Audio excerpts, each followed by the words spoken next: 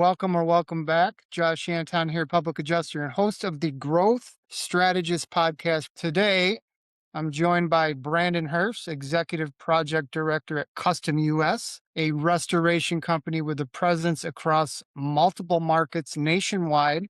Brandon's also co-founder of Contractors, Closers, and Connections in Northwest Arkansas, and a U.S. Army veteran. What's interesting about Brandon's perspective is he's not just managing one location, he's seen how restoration plays out across different regions with totally different dynamics. And with his background in the Lean Six Sigma and process improvement, he thinks about operations differently than most. Brandon, thank you for being here.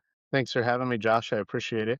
Where are you calling in from today? I am in Fayetteville, Arkansas. We are right smack dab in the middle of this storm coming, so we are busy prepping not only for work, but our houses and our families and bracing for this cold to come in. Now, where are you located at? In the Tampa, Florida area. Oh, you're nice and warm.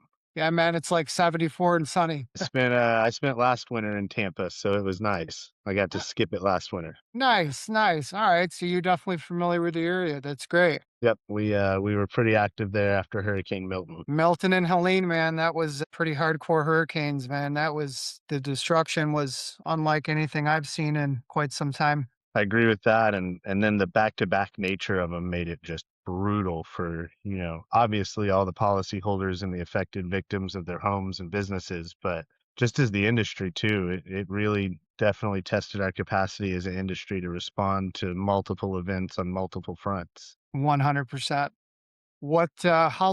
Tell me about how long have you been with Custom? I started with Kustom about 18 months ago. They recruited me summer of 2024, made the switch just a couple months before Helene moved in. I know that you have restoration background, but how'd you get started with them? So coming to Kustom was kind of a long journey of starting at the bottom with my first restoration company when I was still in college. A friend of mine's dad owned a restoration company here in town, and we helped carry out trash, nights and weekends, part-time. I've always found the restoration industry to be like the perfect high school and college kid job because of its part-timeness and odd hours. And Right. if you have enough of a roster, you can usually make any job work. Sure. But started doing that and kept with it, moving our way up, learning how to run jobs and run crews and doing small dry outs and going to college. And after 2 years, decided that that really wasn't the route that I thought I should take anymore. And I called my dad and said, I'm going to join the Army. And he said, that's not quite what I had in mind. But we went through that, and I went to the Army and learned a lot about life and a lot about the big picture and how things work. And that's where I really fell in love with like operations and seeing how all the pieces fit together to make one thing happen, which is what drew me when I got out and went back to going to do restoration to start working towards that large loss structure and that CAT response. I love it. I would anticipate that mindset shift that you have now, your Army experience was a major contributor to that. Absolutely. I mean, that's hands down, it's got to be one of the better ways to get there. I mean, that's amazing. We appreciate your service, my friend. Thank you. Thank you. You look at it and you start realizing that these large losses and these CAT events, that doing the work is really just a very, very small part of it. It's where are you going to find the people to come be your labor? Where are you going to house them? How are you going to feed them? Who's going to pay for it all up front? As you're trying to get payments coming in from clients and, start the startup money to it. And so the logistics portion of it is really where I think companies win and lose in these catastrophe events and large loss events. And my Army experience really opened my eyes to the levels of planning it really takes for these complex operations. That's a very unique perspective, man. Share a little bit about your role now and how it fits into the bigger picture of Custom and typical like for you. I mean, managing operations across multiple markets, that's got to be, I mean, that's that's a lot on your plate. Yeah. So my current role at Kustom is an executive project director. It kind of gives me two portions. I have a sales function, and then I have a commercial large loss function as well of running projects and helping PMs be successful. So the difference between that project director and that project manager, when I'm training guys, what I like to tell them is the project manager, you're driving the bus. This is your project. You're getting it done. My job is to pave the road and turn the lights green for you. I'm going to handle the money, the contracts, the stakeholders, whatever assets you need. You tell me, my job's to pull out my phone and find them for you. Gotcha. Okay. And then let the project managers really drive the project. My main focus lately has been the Palisades out in California. That's a recovery that's going to take years and years and years to do. Can imagine that's a lot going on out there on the West Coast for several years now, I believe. We just passed a year, and the 7th this month. So just about 2 weeks ago, we passed the 1 year of the Palisades fire, which has been a unique event like nothing I've ever seen before, as far as carrier response, dealing with the clients, and just the logistics of it there in LA County. I'm not real familiar with exactly that out there on the West Coast. I mean, I've heard mixed reviews. I mean, like anywhere else, these insurance companies can't possibly be any easier to work with out there in They're comparison to anywhere else in the country. They're definitely not. And it's not sit down and badmouth all the carriers, as I deal with great adjusters and I see hardworking people on both sides of it every day. But California has had a special place in dealing with these fire that response. And it's been very, very interesting to see how it's changed over the course of a year of Sure. the lawsuits dictating what these are driving, their internal policy changes. And well, now we're going to do this. Now we're going to do that. Well, all right, we're going to go. Let's do another round of testing to delay it even more, another month. Legislation constantly passing new policies and procedures and gets out of hand. Yep. It's interesting, and I'm curious to see how it continues to play out. The big one you see in there is State Farm and the California Fair Plan going, and we'll see how their legislation goes. I have houses that haven't even had approvals to start cleaning or contents, or No kidding.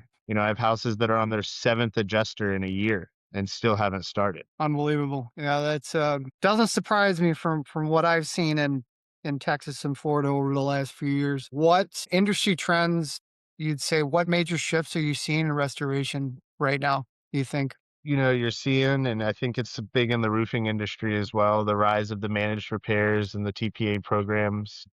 Every day it seems like they're getting harder and harder for the independent guys. And I don't think that's going away completely. I don't think Yeah. there's anything we can do about it. The I other, don't- the other shifts are, see a lot of these, that relationships are starting to matter more than anything else. Your clients calling in and they say, call this company, and that's it. Unless you're out there proactively on the front end, making the relationships and being people's vendor of choice prior to something happening. So that way, when they call the insurance company, they say, no, my guy's already here, and they have that trust built. I think that as the AI auditing estimates and dictating what we do and stuff, the true restorers having true relationships with building owners are going to be more paramount than ever to Yeah. guide what should actually happen. I see adjusters that send me things that say, "Ooh, I chat GPT'd your scope letter and it says you shouldn't have to do this." And it's like, did you actually read any like standard book to it, or you just Googled it basically? The simple fact that they're telling you they use Chat GTP. I mean, come on. Well, and then sometimes you can just tell, it's Yeah, like, nobody talks like this. sure. It's just kind of odd, and it's an odd time to be in the industry, and it's changed a lot, with the uprising of Teams and Zoom and everything being so connected. I think it's been great, as far as I can run multiple state projects in multiple states due to, I just need a laptop, a cell phone, and an internet connection. Right, right. And I think that's going to continue to get better across the industry. And people are going to continue to build better platforms for reporting and platforms for tracking jobs, money, all of those things. But as far as trends, I really think people are going to matter more. I definitely agree with you there. And what would you say, what markets are the most operationally difficult versus predictable? I mean, what drives the difference? I mean, you mentioned California. I mean, that's a beast in its own right. I mean, Yeah, California has its own unique challenges. So is Florida, and kind of the cat response with licensing, which obviously big guys like us, we don't have any problems with that. But it's all the little guys that make it hard for the guys that do the right thing. sure. So the paperwork part gets a little bit wonky sometimes, as far as permitting and making sure you're in compliance with all of that. Some states are harder than others. Just labor costs. My labor costs in California compared to my labor costs in Florida are astronomically different, Is that right? Like probably 20, what, 20, 30% higher? at least. And Yeah. then you run into union states, the states where the union's prevalent. That brings a whole nother layer of complexity sometimes to these events. I'm not sure how much you guys deal with that in Florida, but California or unions have been pretty prevalent. Yeah, there's some similarities here with respect to the state laws and policy language across different markets. I ask because especially I know you guys do a lot of commercial, especially with commercial in Texas, man. I see these policies stacked with this exclusionary language, ACV, roof endorsements, cosmetic damage exclusions, and then of course your wonderful 5 to 10% uh, deductibles. I'm sure you're familiar with TWIA in Texas. Um, and then, of course, State Farm. They've been difficult to work with for the past 12 years I've been doing this. Do you see these restrictive policies and all this exclusionary language? I mean, is that affecting your overall success sometimes working with insurance? Absolutely. I mean, at some point, which the policy is the policy. So, by the time I'm involved, there's little that I can do to help change that. Some of that starts with building owners really needing to put an emphasis on having a good partner for insurance. But then when you move to that and you get some of these difficult things, working through them can be a bit tedious. I don't know how to Every state's a little different. Every state has its own nuances. You have some states that have pretty strict UPPA laws like Texas, and then you have states like my home state, Arkansas, doesn't even have public adjusters as a profession. It's not even Oh, a no thing. kidding. You can really only hire an attorney. Sometimes it's a learning curve when I go to a new market or a new state.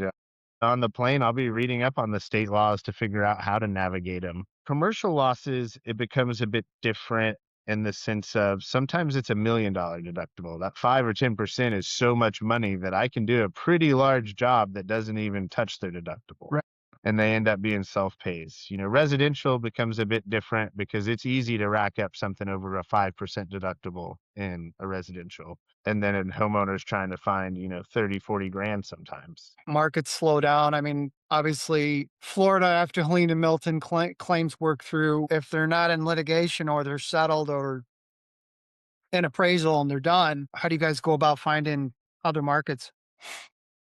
Well, so that's where our day-to-day work comes in. For us, we look at catastrophe work as a added service to our clients. Ideally, we're servicing our clients' the restoration needs too, whether it's the water heater broke in apartment 3B at our complex, and it may be a local office servicing a small job, a $10,000 job. Sure. Those are the things that keep cash flow going all year. For us, catastrophe becomes, you don't want to use the term bonus. That's a terrible word to I was gonna say, but it's like extra work or a chance to really step up and show our clients how we can really provide value, not just in the small day-to-day stuff. You have to be able to do it all. If you want to have national accounts that go coast to coast, you have to be able to help them with their small problems all the way to their catastrophe problems. So that's also what keeps revenue flowing throughout the day. And one thing I've seen in the roofing market in particular is people have quit doing repairs just completely. And I've always found that curious as far as instead of trying to keep, normal revenue and guys going out doing stuff, and I've always found repairs decently profitable. yeah, I think with how saturated our market is in the insurance, especially the insurance storm restoration, unfortunately, some of the small guys aren't going to make it. I think that's true as well. Or you're gonna find these small guys that are gonna and it happens to me too sometimes where the small guy comes in so cheap where I start looking at it, we're like, I don't even know how he's gonna make money, Yeah. much less how he's gonna do the job. I've seen it. For example, I'm adjusting a loss and my client has a bid, for example, roofing bid that's way below market. Sometimes it's a company that, man, they're going under if they don't if they don't present a number that's hard to pass up. It's unfortunate that some companies have to go to that. Yeah, you see the truck in a truck approach where they just go as cheap as they can because all they gotta do is cash a check on Friday to make it till next week. They don't have any overhead, they don't have an office, so, they just pay the sub that does it. But then those are the same guys that will send you 12,000 change orders during the job for 30 or $40. It Yeah. gets kind of almost asinine of the change orders. And then it ends up being more expensive than we would have been to begin with when we accounted for everything up front and required no rework. Earlier I was kind of alluding to logistics matter. And when you're responding to these commercial large losses, knowing what your logistics are going to take and how much they're going to cost is paramount. I wanted to touch on your contractors closer and connections CCC for a minute. I know you co-founded the Northwest Arkansas chapter. I mean, it's part of a national network with 20 plus chapters. I mean, that's a pretty serious organization. Invitation only, executives in commercial real estate and construction. What made you want to start that, and how has building that network impacted your business at Custom? So, we've all been to the networking groups where we show up, we have a drink, we talk to people, we exchange a business card, and we check a box and say, "Boss, I went to a networking event," right? We've all done it. Yeah. It's boring. Your wife's mad that you were out late for no reason, and it's just blah. So Chris Meyer founded Contractors, Connections, and Closers in the Atlanta chapter as the original. And his Okay. approach was to bring the real decision makers into a room to actually do deals. So that's why it's true executives, it's true decision makers from these companies, and they're actually talking about how do we do business. Here at the Northwest Arkansas chapter, one of our big things is to have all of the local city governors or city government. And we've had mayors and city planners where we're having infrastructure problems here, and these developers are in the room and they're getting to ask the hard questions to these government officials of, hey, you say we're open to business, but we need more wastewater, or we need more sewer, or we need more all of these things. And that's something that Contractors and Connections of Northwest Arkansas particularly has started fostering these discussions. That was a big topic at our event we actually had on Wednesday night this week. But drawing to that, of looking at a restoration standpoint and why it would be something for me to look at is we've all had the business development approach of going to drop donuts with the property manager, taking cards every Christmas and saying hi and hope you call me when your water heater breaks. And that approach is a bit antiquated in my opinion. So this approach allows me to meet with the people who actually own these assets. They are the decision makers, or they are the attorneys for these guys. They're the bankers for these deals. And when they're having issues, they're like, I know this guy. And I trust that, we actually have had a meaningful conversation. And so you're really marketing from the top down rather than trying to convince a property manager to go with you who then says, oh, I know this guy to their regional, who then when it gets to the owner, he's like, oh, okay, whatever. When I would rather it be, hey, if anything happens, we call Custom US because we would have a prior master service agreement in place with some SOPs tailored to your properties. Interesting. It's a very unique dynamic that you guys have going on there. I'm surprised more organizations haven't created companies like this before. So, congrats on that. Let's talk about the current state with Custom. What's working? What's frustrating? What's working well for you guys right now operationally? And what's been the most frustrating part? I mean, what type of metrics are you most focused on improving at this juncture? Right now, Custom's in growth mode. We just had our town hall this week or last week where our words for this year are going to be speed, excellence, and compassion. Nice. One is to improve our speed and everything from client response, client communications, all the way down to collections, things like that that keep our doors open and our lights on. Sure. The excellent portion of continue to provide our clients with excellent service, excellent results when they matter most. Generally speaking, we aren't something where our results kind of matter. Our results are mission critical to most of these operators' day to day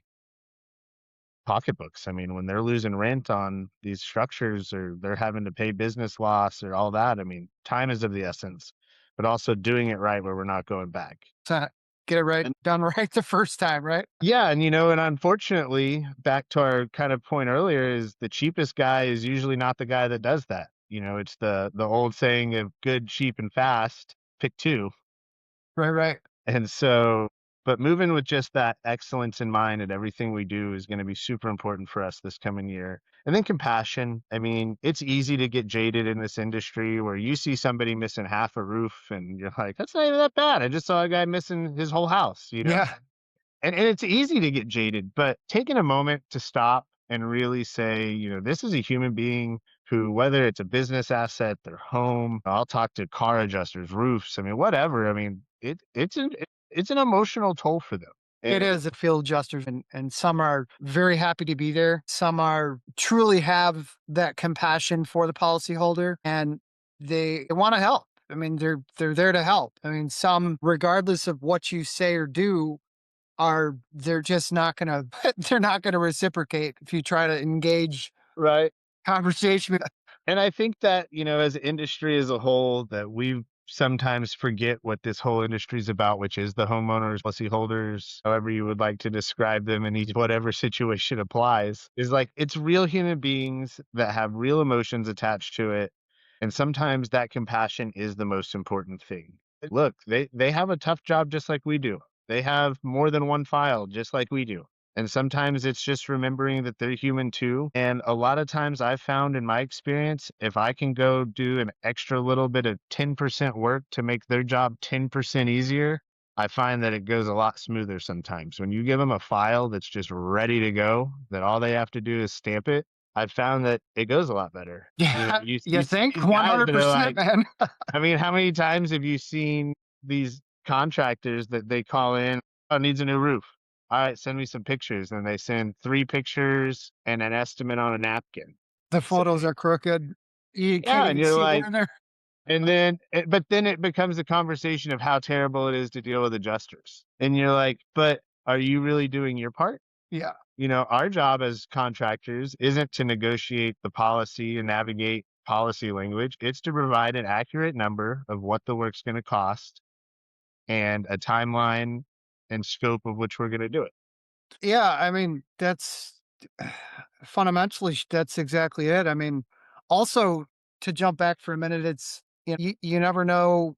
These adjusters, some of these cat guys, man, they're out of state, away from their family, and they've been, deployed for months. They're away from their life. And I run into these guys all the time, especially post, hurricanes. You have to respect that. I mean, they've got a couple hundred losses under their belt that they are working with. Have some compassion, man. People are like, oh, they're just going to come to my house, write an estimate, and that'll be it. I mean, they're going to their hotels, they're clocking away till 11, eating fast food. Look, I've go to cat zones too. I understand how hard it is for them, and I really try to have that compassion for them. And I think that the human side is going to be what bridges that gap still is having the relationships where as you get into the higher levels of knowing the executive general adjusters and things like that for big large losses or Sure. consults and things is they're going to want to go with people who are giving them results, but also that very human touch. They're not getting an AI email back or an AI assistant answering when they call. That's kind of what I tell my clients of my sales side is you're not calling a sales guy who's going to call a project manager to send to your job that you've never met. Yeah. You're going to call me. I'm on my way with my project managers and we're going to get this done for you. No, I definitely agree with you there. And let's talk, competitive landscape. Like, how do you guys compete with the bigs like Belfour and ServPro? I mean, when you're competing against these guys, especially for commercial work. I mean, where do you guys win? What sets you guys apart from these guys? That comes back to kind of like I was talking of the SEC motto that we're adopting this year, that speed, excellence, and compassion is being a smaller company than them. We're a little more scrappy where we can get competitive when we need to. We can think outside the box when we need to. As you see these bigger companies, they get very rigid with their SOPs and Yeah. this person and their chain of commands and all this. But we still have that time where we can be very flexible and respond how you need us to, maybe not what the book says. But B, we're a small enough company still where when we navigate any issues or we navigate through the losses together, we're still small enough where we can get our CEO involved and say, hey, this is Kevin Shepard and super great guy. And he's going to be involved with the project and keep his thumb on it personally. Those are the things that you don't get with some of those bigger, larger companies of, hey, the CEO came out to my job site just to check it out. That's definitely part of that human touch, that human element that's missing in a lot of these relationships. Exactly. And I think that's where custom focusing on that is going to be super big and super, super important as we roll into the age of AI and automations and keep going and keep in our growth mode. Yeah, I mean, that's definitely speaking of which, where would you say where does custom sit on the tech spectrum and where do you feel like you guys need to close the gap? So we're in the midst of a big tech overhaul this year, actually. So Okay. I think we are in the midst of closing our gap. They brought in a new chief technology officer last year who's been behind the scenes really working on upgrading our tech stack and putting in some great automations in places where we should be able to communicate more efficiently and quickly as an organization. With multiple local offices, that becomes paramount and also very difficult to do to Yeah, keep I everyone can on the same imagine. page and moving in the same direction. Very nice. So you guys are when something let's just say when something goes sideways at one location, how do you find out? You guys have I would anticipate you guys have proactive systems or is it more of like reactive firefighting? I mean, what maybe a combination of both?